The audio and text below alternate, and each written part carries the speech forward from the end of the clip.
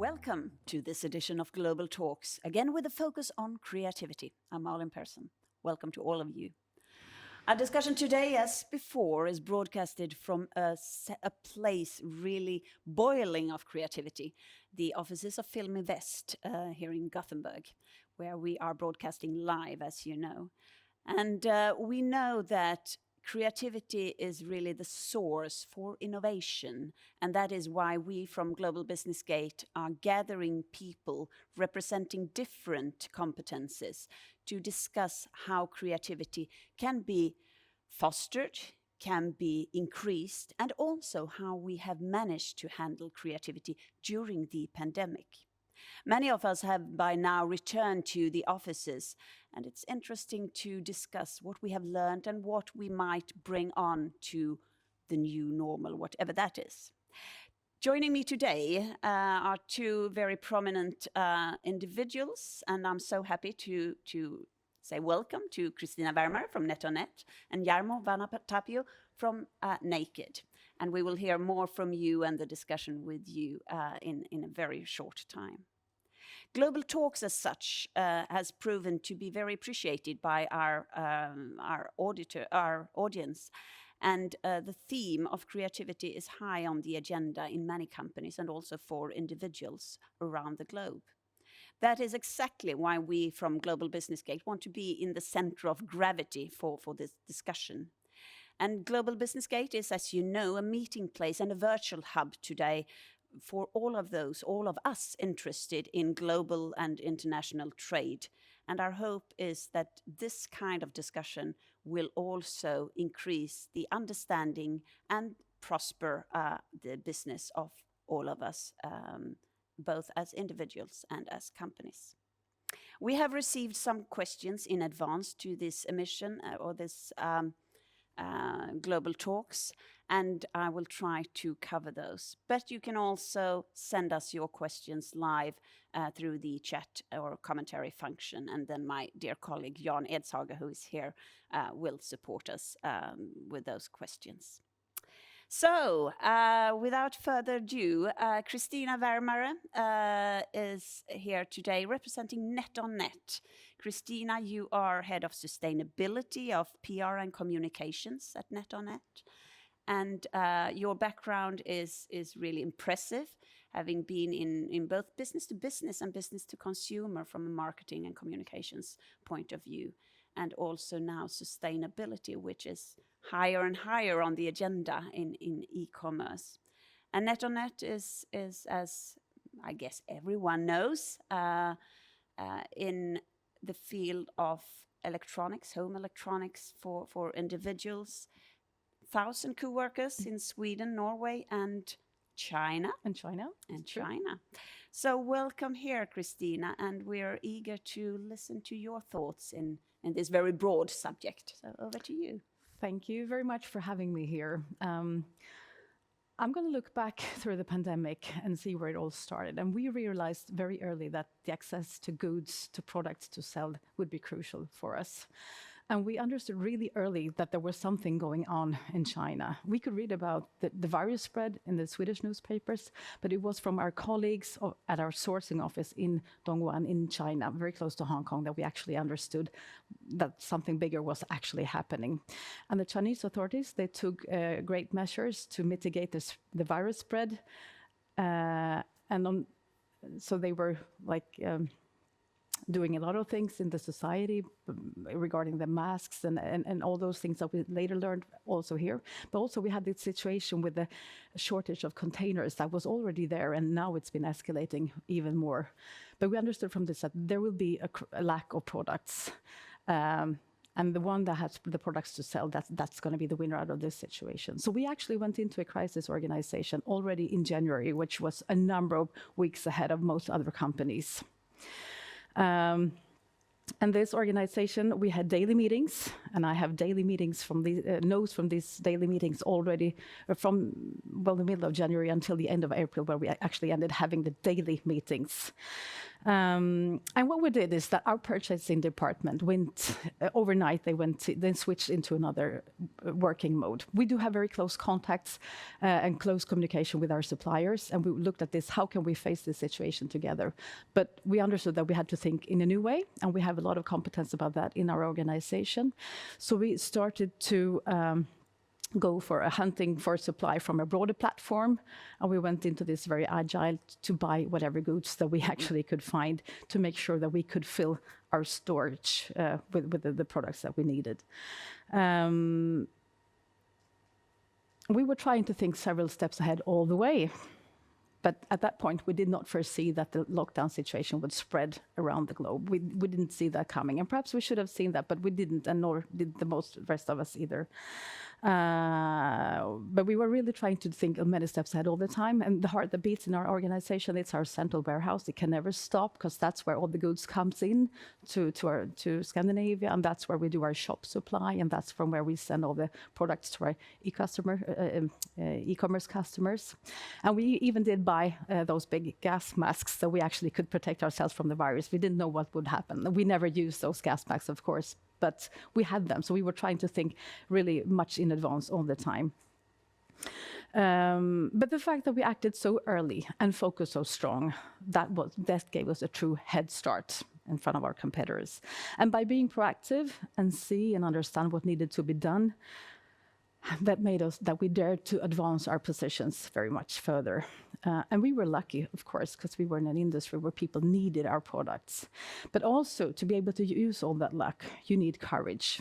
And courage has been the recipe for our success during this pandemic. And that made us feel that when a lot of companies were backing, we could advance. When a lot of companies were cutting down on their marketing, we could invest more. When a lot of companies had to restructure their businesses and their organizations, we could hire the best people. And when a lot of companies had empty warehouses, we made sure that we actually filled our warehouses. And the reasons for being able to do this are a number of them, of course. We are a privately owned company, and we have the owner family. They're based here in Gothenburg, so they're very close. So we had very close to quick decisions that we need to make.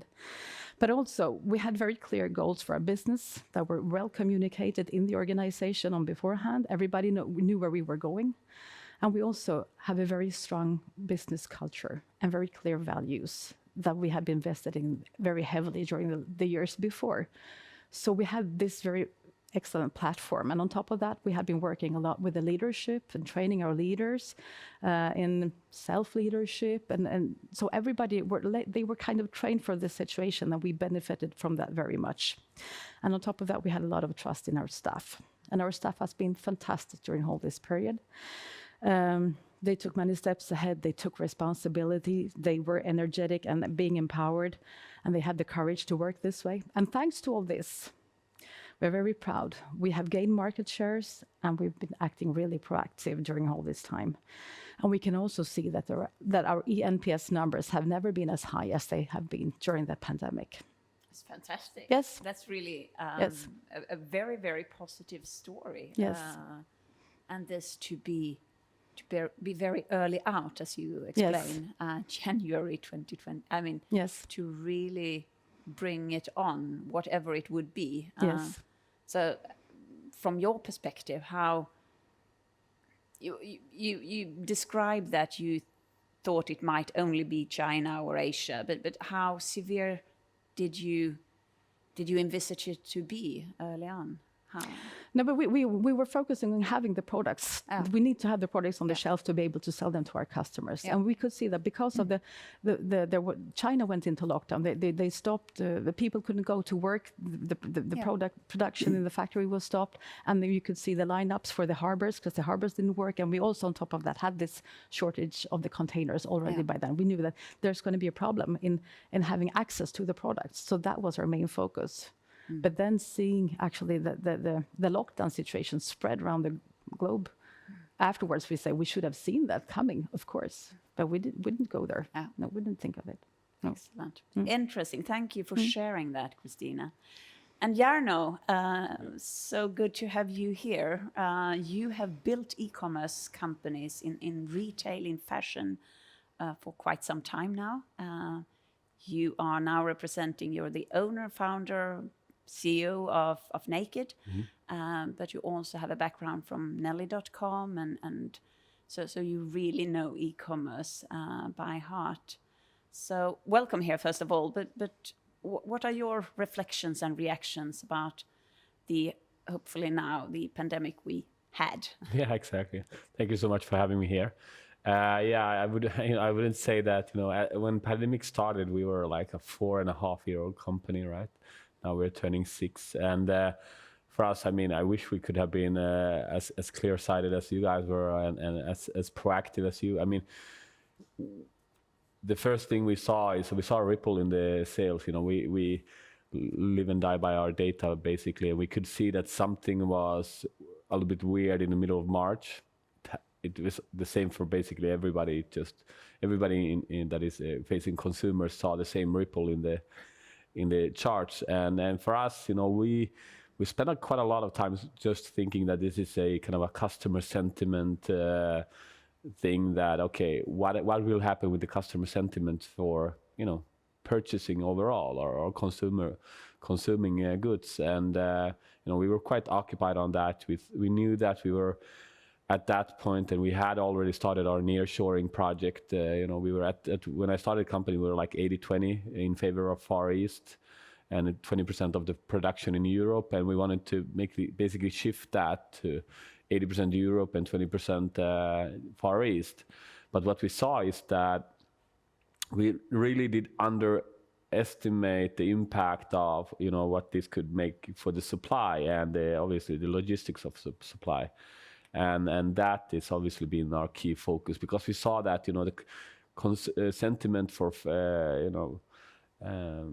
buying, spending money came back quite quickly, and in our Q2 last year was very anabolic. We could see numbers that we haven't seen before, and we knew that was a pandemic effect. But overall, for our field, which is fashion hasn't been the clearest winner. You have segments in fashion. You could, loungewear, you couldn't keep that in stock. It just sold out.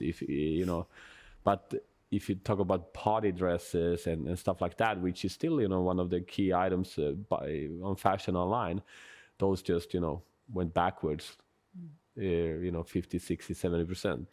So, and also swimwear and whatnot, you don't need that if you're not traveling to warmer countries, right?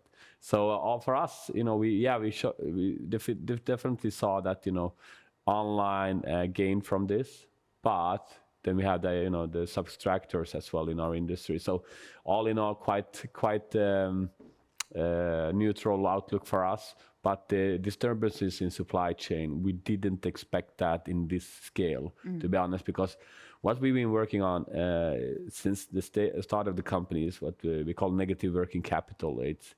And it's basically we want to have a slim stock as possible.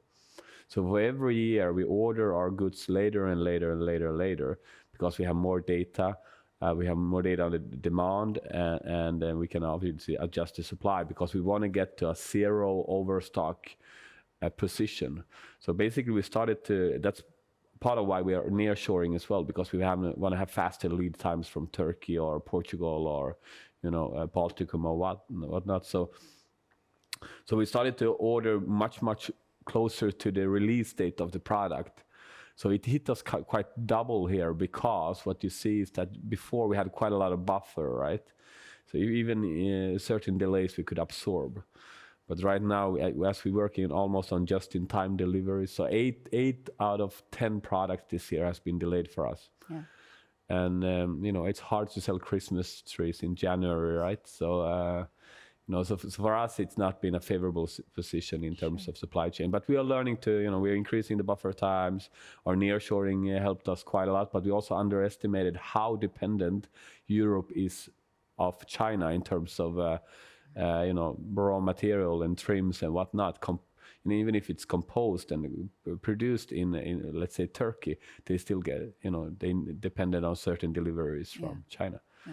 So supply has been the most hard thing for us. The demand has been there quite well all the time, and even so, for us, we will conclude semi-good year. I mean, we are probably growing 3 times as the industry is going, but in our terms, it's been disrupted by the supply disruptions. Yeah. You both refer to, and obviously so, to supply chain and logistics being a challenge, and I mean it needs to be there, but it's something that the customer rarely understands, I would assume. But on the other hand, we read about shortage of containers, about freight prices, which is increasing, and as you say, Jarno, you need also quite short time for the actual transport. So, do you think we will come back to a normal situation when it comes to logistics? And in such case, when would that be? Or what changes have we seen that will remain from the pandemic when it comes to logistics and supply chain? I think it's really hard to say when this shortage of containers, when that will come to a solution. I think it's going to go on for quite some time, actually. I don't know if you have any more crystal ball to look into that. We agree on that. This state will be like this for at least a year. Yeah. So I think we need to just adjust to that and then have longer lead times on everything we do. Normally we are still buying into Q1. I mean, we are one of the fastest companies in terms of, working closest to the season we are, buying into. But now we just need to start buying into Q2 and even considering buying into Q3, which is not normal for us. Normal for most fashion companies to actually buy a year in advance. We don't do that because we want to have so little waste. So we actually try to be so close to the demand, right? So. But I agree. Yeah, it's probably at least a year before this. Yeah, and there's new problems on the supply chain. The power cuts in China right now. We get indications that they can only run their factories for 3-4 days a week. Yes. Due to by all means sustainability targets. So this change in sourcing that you were discussing from. The balance between Far East and Europe in your perspective, that might also over time change or remain changed in a way. I mean, we talk about shortage of electricity here in Sweden. It seems to be an even bigger problem in China. Yeah. So no, we didn't expect that. So of course we have the perfect storm. It's a black swan, the situation in the logistic and supply of the world. Yeah. And you have, I guess, the semiconductor issue as well. As well as that, on top of that. So as you say, we also have to look further into the calendar and to make sure that we buy the goods and bring home the goods well in time before when it's supposed to be sold, so that we actually make sure that we have it here. Yeah. So that changed also the planning horizon for our purchases, of course. Both of you come from a reality where e-commerce has been very much your main channel, and you have a couple of stores, but still, and you described, Kristina, how you were very early on, and have you seen competitors or companies in other areas of business not being able to handle e-commerce? Because when I read, of course, as we know, the increase in numbers when it comes to people really using and buying things e-commerce wise, it's increasing. It's radically increasing by 10 percentage point, I think, from 2018 to 2020 in Sweden, and then another 10% if we look upon the first quarter 2021. How do you think e-commerce as such will evolve? Will this be the only way?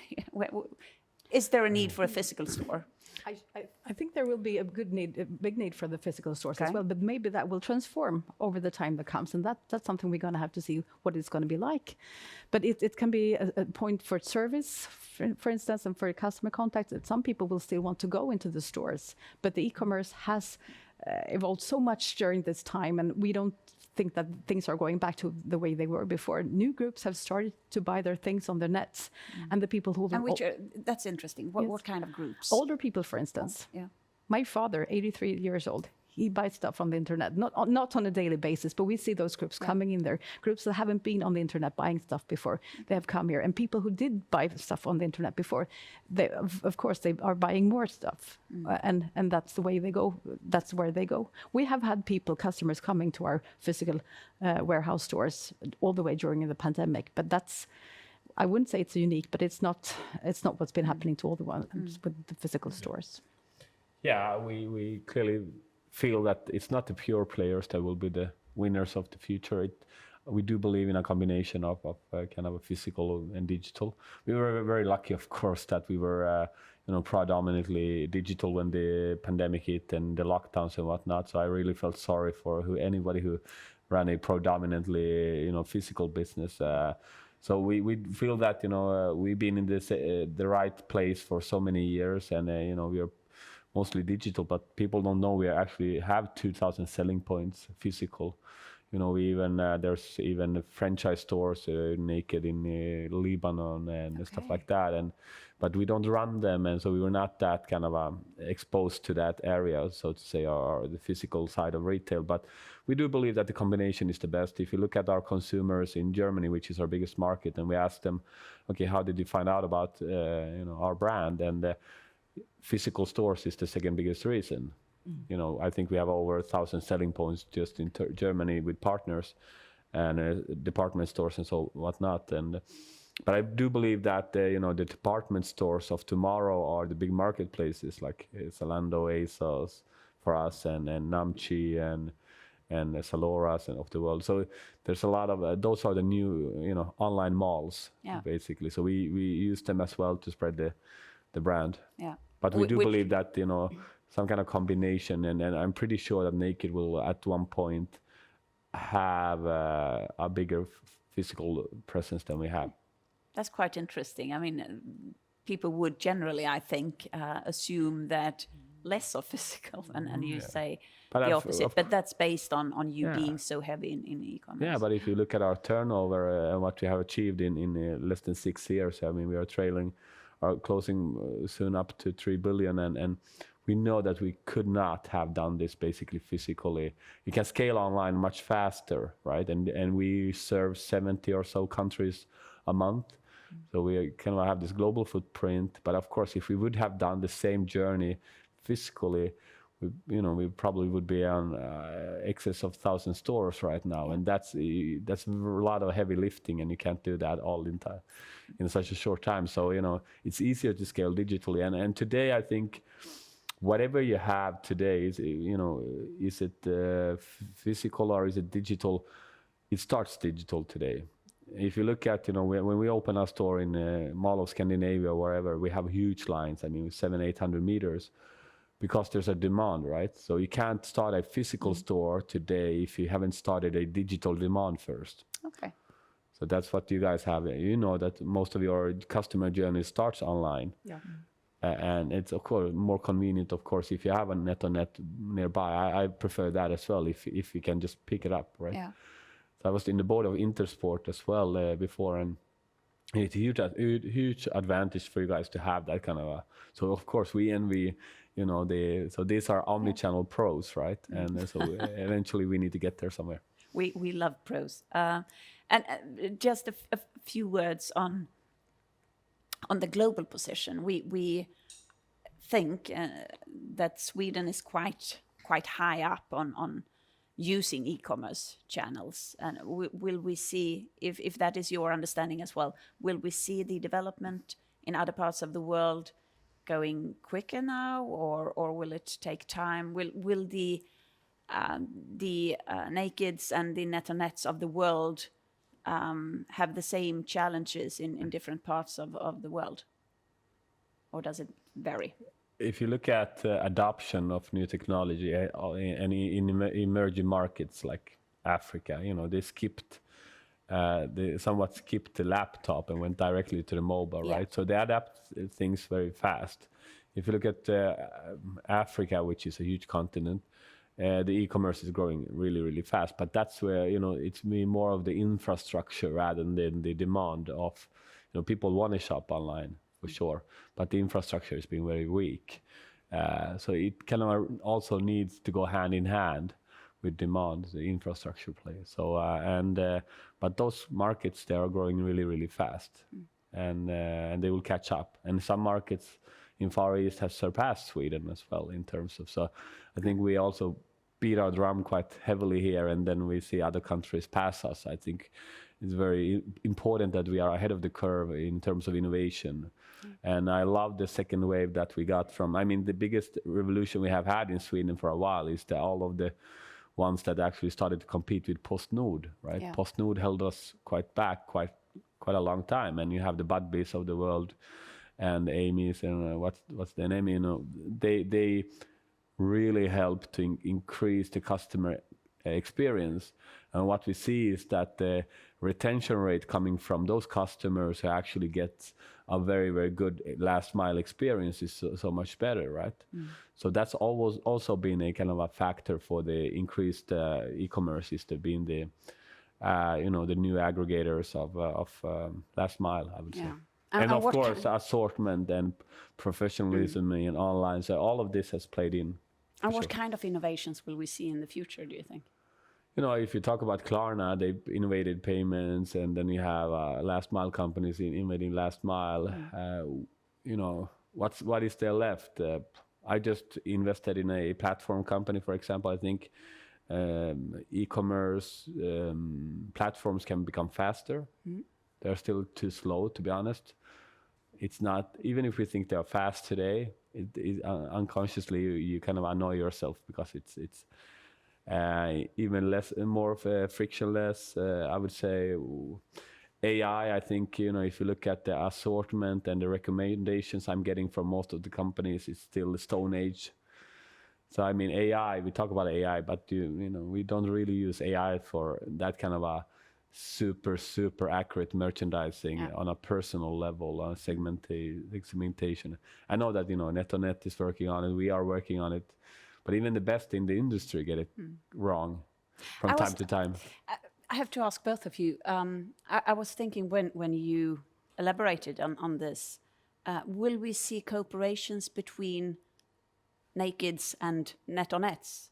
I mean, there are presumably customers that are customers to both you, and this you described the department store, and you probably want a little bit of everything. Will we see that kind of cooperations? That we cooperate with a lot of brands. I mean, we have a mono brand, but we you know, team up with a lot of other fashion brands. But we haven't that's started in fashion, isn't it? No, but we haven't started as well with other verticals. It's coming here soon, and you know, we will do totally unexpected things with unexpected brands. You know, we're geared up with electronic companies. We will do design collaborations with them and so forth. And then the funny thing is that we also started to promote new brands, upcoming brands. We have this female-founded fund, which is that we are aiming 25 million kronor for collaborating with female-founded brands. So it can be actually competitive to us, but we really don't see that way. We just, you know.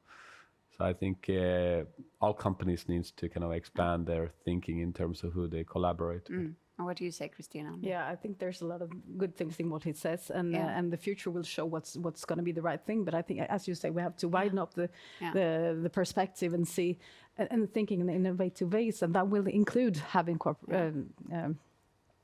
cooperation with different industries and brands, of course. So as a customer, you relate to a certain brand, and then under that umbrella, you find different. Extremely interesting.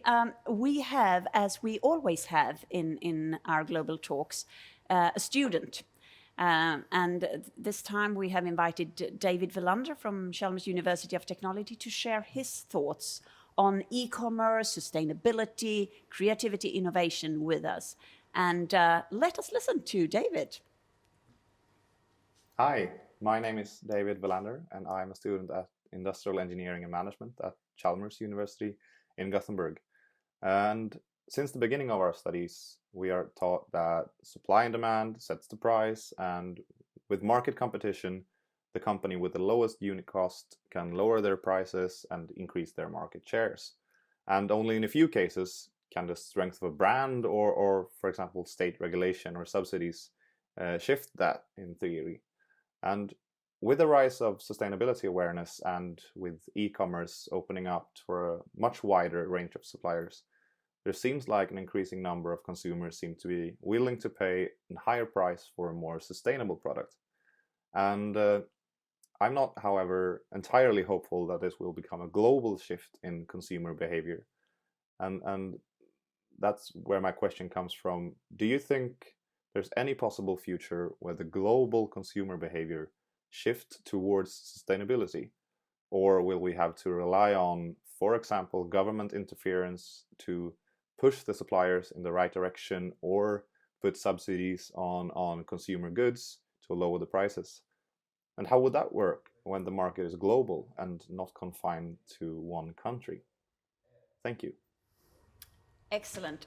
Thank you, David, for sharing this with us. And during this input, I've also got a couple of questions from you in the audience that I will try to cover as well. But David, a younger generation, sharing his thoughts also on the global context, and not least when it comes to sustainability. So reflections, not answers, because it's a very broad question, but reflections from your side on what David is asking and saying.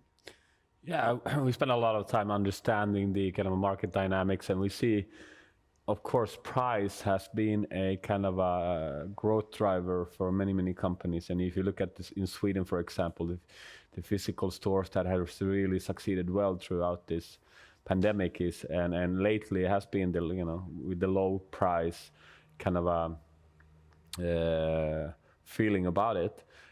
We do believe that we have the opportunity. We have had the opportunity to lower our prices, but we've actually been increasing our prices 30% the last 3 years, and it's because we do fully feel that it's, for example, in our industry, we don't feel it's sustainable to sell a dress for $8. We really don't feel that. We know the components of it, and we also know that if you sell it for $8 versus $30, you actually overconsume more when it's $8 versus $30. So we've been very kind of trying to keep up the price level on that, and for us, but we do believe that we are in a global competition, and we ask our consumers, mainly Generation Z, what do you think about what's your biggest worry? And they all say the same thing: it's the environment, right? But they also say that they're hypocrites. And they also say that they can't afford being sustainable.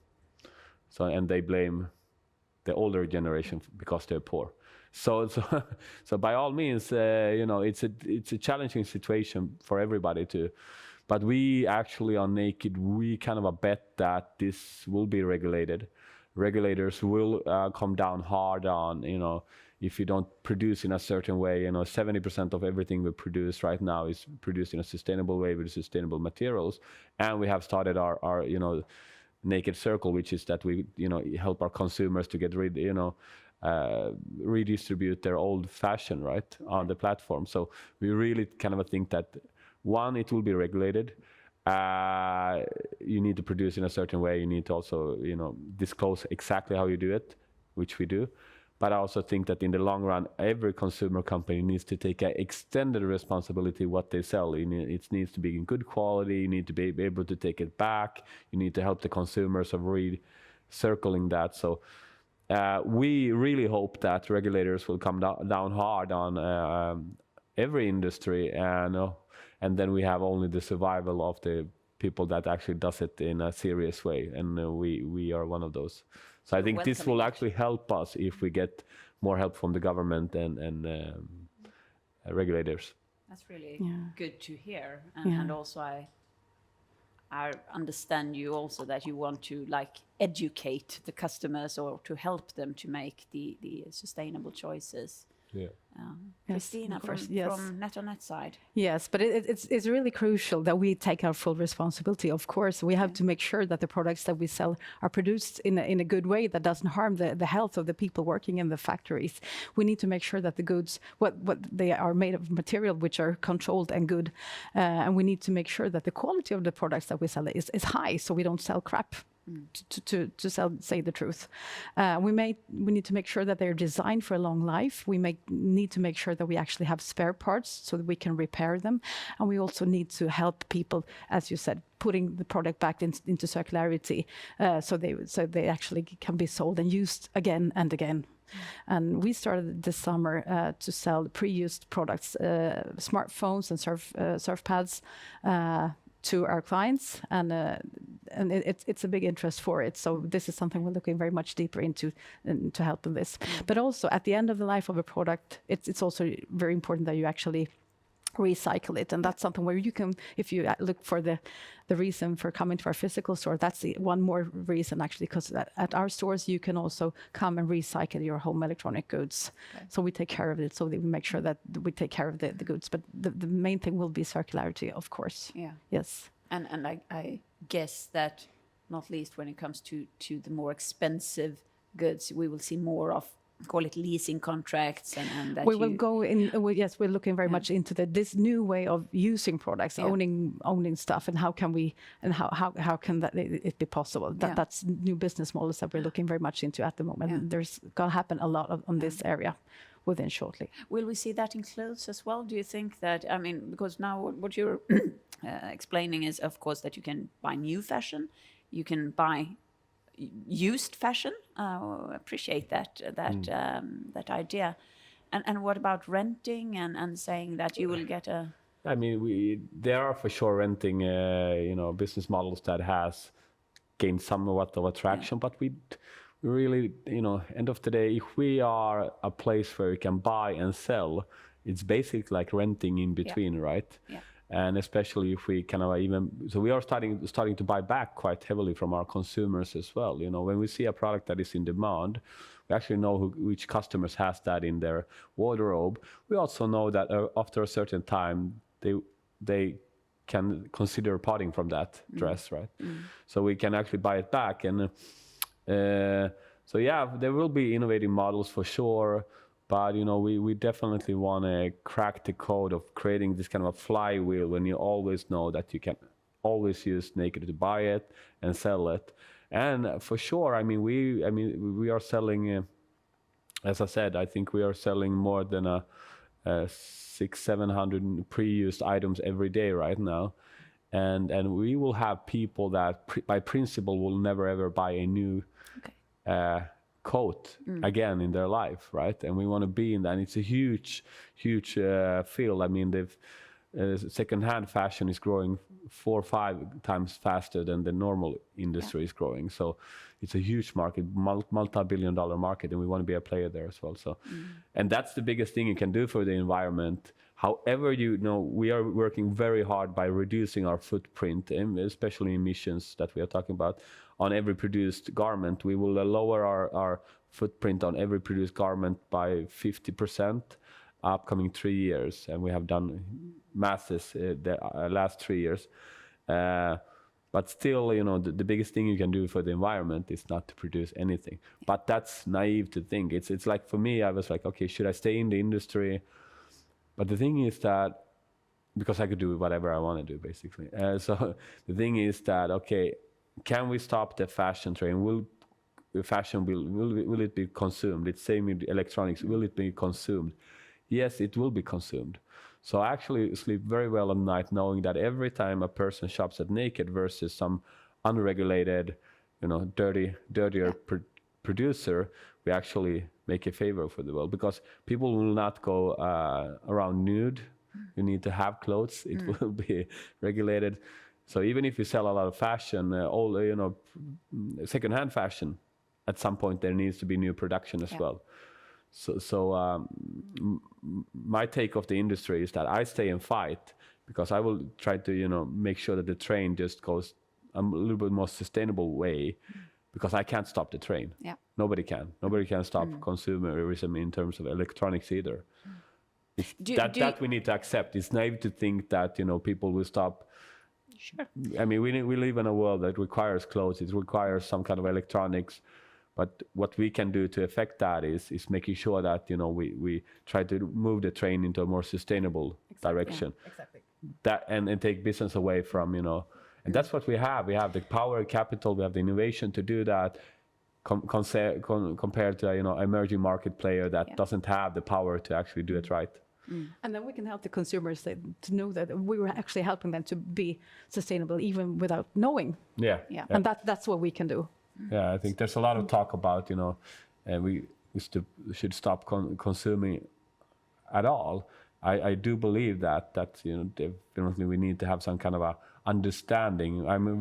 And I think the understanding of emissions needs to grow among the biggest, the wider audience. I personally think, if I would know more about every single action I take in my life, how much CO2 emissions it will produce, then I can actually start to live my life like, okay, I will only use 500 kilos this month or this week or whatever, and then I can start making conscious choices. Like I'm saying, okay, I like fashion, I will buy fashion, but I will cut back here.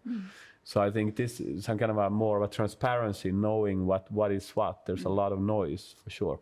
Here I think regulators needs to come in and make sure that we are on Naked going to, we disclose exactly which factory and which country we produce in on the product page. The next thing that will appear on the product page is actually the CO2 footprint. Yeah. So you can start comparing my CO2 footprint on a yogurt versus a dress. Yeah. And that will be very interesting because it will open a lot of eyes that, okay, I didn't know that this was so much and this was so little. Yeah. And this way of really, because what you both explain is that you with your companies are really taking the responsibility, and then you are also allowing the customer to make the right choices, whether they understand they do or not, or they get the figures. And I know from Naked, and I assume also in NetOnNet, that you work a lot with influencers. And do you also pick your influencers from that point of view? Because they will also, of course, be potentially instrumental in educating the customers. That is something that we will look into, but we haven't done that so far. Okay. No. Okay. We are considered as one of the pioneers with that, with the influencers, but we do believe in a transparency but diversity as well. I mean, we basically, whoever wants to promote us, as long as they're not hurting anybody, as long as they're not doing anything unethical, by all means, we want to kind of have a democratic way of, we don't pick and choose that much, where you are a good ambassador, you're not. I think for us, we have a lot of ambassadors out. Yeah. And of course we do the screening of the influencers that we work with, but we haven't had that strong sustainability perspective on how to pick them. Okay. To clarify. And during the pandemic, have you been able to? I mean, traveling has been restricted. Have you been able to get into the factories and do the real checks on the factory? Yeah. floor? We perform factory audits every year, but of course it has been trickier this year. But since, as I told you in the beginning, we do have a sourcing office in China with our own staff doing these factory audits, and we have performed a lot of them, but not as many as we should have done if it hadn't been for the pandemic. But that was due to lockdown situation. But we have been working through on that, of course. It's been really important to keep up that work. It is, and I all the guess time. we'll, continue doing that. We have people on ground as well, both in China and in Turkey.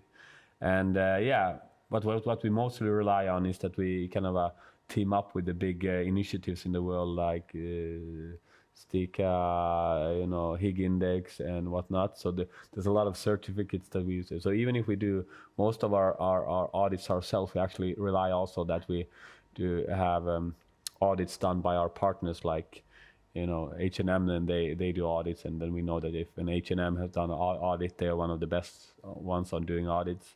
and it's very transparent what they look for, and then we also get that kind of protocol, and that's what you get when we are a part of a bigger kind of a family of people, organizations putting this pressure. Yeah. But what we are doing right now is we are going beyond this. I mean, we're starting a supplier financing program, which helps our suppliers to finance some of their working capital, because we put quite a lot of pressure on them to go, fossil-free energy, for example. They need to we have sun panels on our facilities. They need to do that, et cetera, et cetera. But sometimes they are constricted by mainly capital and somewhat of regulations as well. So we try to make sure that they, really they can have a very, very aggressive sustainability agenda as well. So these are our kind of a responsibilities, not just here, and so we actually need to move some of our kind of responsibility overseas to make sure that, because if they don't feel the pressure from us, they will not be able to do this transformation them either. Excellent. So we could continue discussing both e-commerce and sustainability for quite some time. But time is probably not permitting that today, so that's probably a next chapter in this.